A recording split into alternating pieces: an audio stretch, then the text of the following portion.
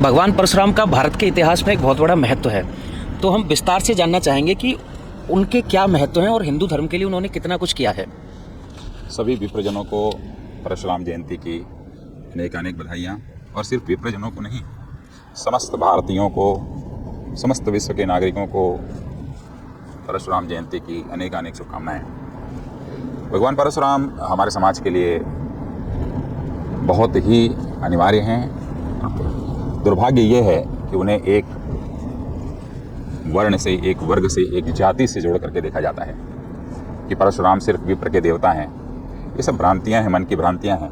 इसे ब्राह्मणों को भी अपने दिमाग से निकाल देना चाहिए और बाकियों को भी निकाल देना चाहिए। क्यों? क्योंकि यदि परशुराम ना होते तो राम ना होते, और परशुराम ना होते तो कृष्ण ना होते। ये दोनों महत्वपूर्ण बात बोल रहा हूँ। इसलिए चाहे वो कृष्ण पथ का मानने वाला हो या श्री राम पथ का मानने वाला हो, और श्री राम और कृष्ण को मानने वाले शंकर उनके पथ के यदि मानने वाले हैं, तो उनके लिए परशुराम बड़े महत्वपूर्ण हैं, ये जानना चाहिए। अब आप कहेंगे कि परशुराम जी का ऐसा कैसा योगदान है कि परशुराम से श्री राम है। तो परशुराम का राम में ट्रांसफर हुआ था, ट्रांसफॉर्मेशन जिसको कहते हैं वो हुआ था कि परशुराम राम के रूप में हस्तांतरित हुए। अपनी सारी ताकत को, अपनी सारी जो भी उनके गुण थे उन सभी को ट्रांसफ़र किए थे श्री राम को। बोले क्या प्रमाण है?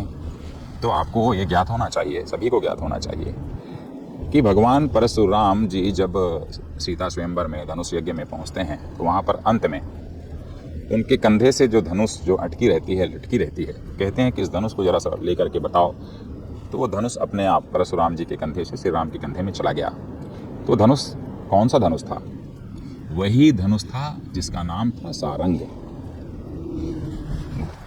शंकर जी के पास में दो महत्वपूर्ण धनुष थे, एक था पिनाक और एक था सारंग।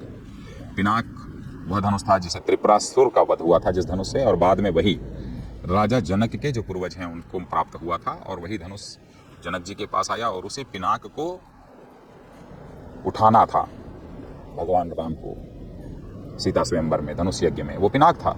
और उसके जाने के बाद दूसरा जो धनुष था, उसके टूटने के बाद जो दूसरा धनुष था वो था सारंग, जो विष्णु जी के हाथों में था, जो परशुराम को आया था। और परशुराम जी ने वह जो धनुष था किसे दिया?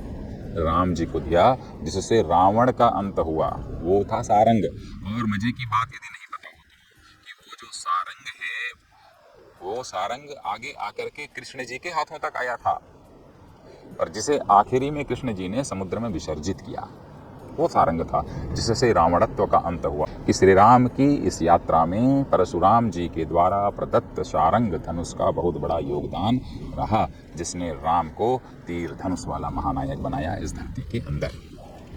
अब कहेंगे कि कृष्ण के प्रति क्या कैसा रहा, कृष्ण के प्रति क्या योगदान है? तो कृष्ण की उंगलियों में चलने वाला यदि सुदर्शन चक्र है, उस सुदर्शन चक्र के बिना यदि कृष्ण को आप देखने की कोशिश करोगे तो कृष्ण पुरुषार्थहीन हो जाते हैं। सिर्फ रास लीला के नायक रहेंगे, राष्ट्र लीला के नायक नहीं रहेंगे। राष्ट्र लीला का नायक अपने आप को एस्टैब्लिश करने के लिए कृष्ण की उंगलियों में सुदर्शन का होना आवश्यक था। कृष्ण ने कहा परशुराम जी से कि भाई हम जब राम थे तब आपने हमें सारंग दिया, और उस सारंग से रावण का अंत हुआ, तो हमारे साथ ऐसा छल क्यों, ऐसा भेदभाव क्यों? कि द्वापर में भी तो जरासंध है, द्वापर में भी तो दंतवक्र है। तो ऐसी स्थिति में कृष्ण आखिर उन दुष्टों का अंत कैसे करेगा देव, आप बताइए। और वही हुआ कि जैसे सारंग श्री राम को दिया था परशुराम जी ने वही सुदर्शन चक्र फिर अपने पास से निकाल करके श्री कृष्ण को दिया, जिसके कारण कृष्ण राष्ट्र के महानायक बने। वो थे परशुराम, जो कि अपने शस्त्रों को राम को भी ट्रांसफर किए और कृष्ण को भी ट्रांसफर किए। इसलिए परशुराम का बहुत ही बड़ा योगदान हमारे समाज में है, इसे जानना चाहिए। सीताराम।